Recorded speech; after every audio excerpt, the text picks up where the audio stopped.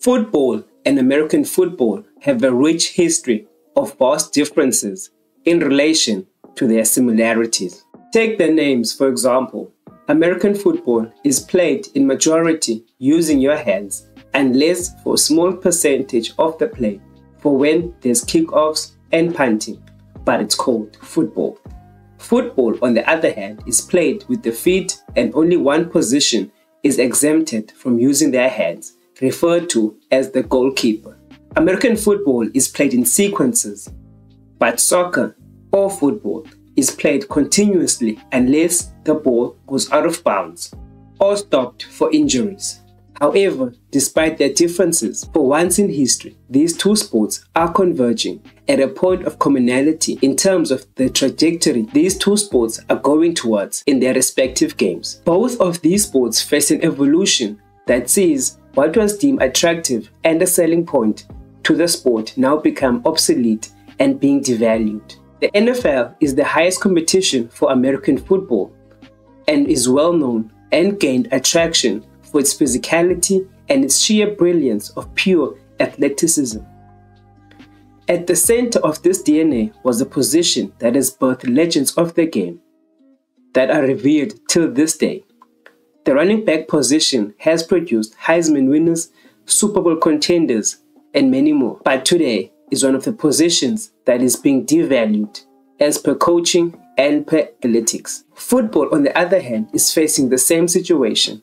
A position that filled stadiums, that made stars, and made people love the beautiful game, is now being put to the side for a better alternative. For a game that was once built on skill and individual brilliance is now being replaced for tactics and schematics. Yes, that's right. I am speaking about the number 10 position, or better known, the playmaker. In football, the playmaker was a player that was skillful, had the vision, and could make penetrating passes past the defense. This player boasts a more attacking style of play rather than being defensive-minded. And for many years, this position produced skillful players, but in this day of age of evolving football tactics, whereby there's no positions and formations vary on where you are at the field, this position is being slowly but surely being moved to the side.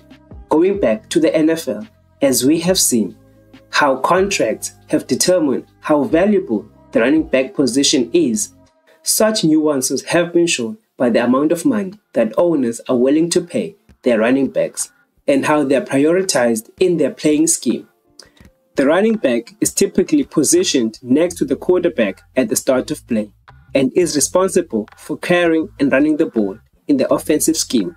This position was made popular for how dominant they were in disrupting the defensive line, whether by their sheer physicality or their bursting speed.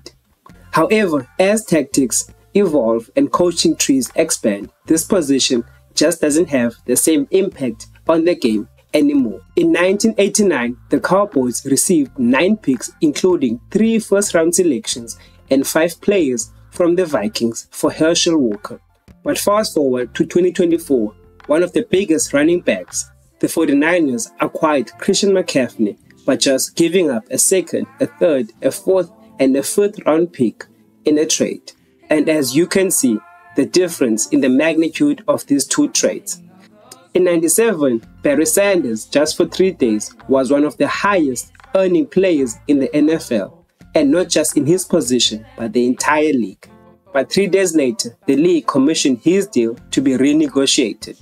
But in contrast, Christian McCaffrey, one of the biggest running backs, is only the 110th player among the high earners of the NFL. The number 10 typically plays behind the striker, and normally in a 4-2-3-1 formation or a 4-4-2 with 2 number 6. It is this formation and system that gave birth to soccer legends and Ballon d'Or winners such as Zinedine Zidane, Ricardo Kaká, and Ronaldinho. But through the evolution of football that prioritized a more central and overloaded midfield of the 4-3-3 system, that saw this position slowly becoming obsolete. Coaches rather had 1 defensive midfielder and 2 hybrid center mids that will focus on both attacking and defend it. Thanks for watching the video.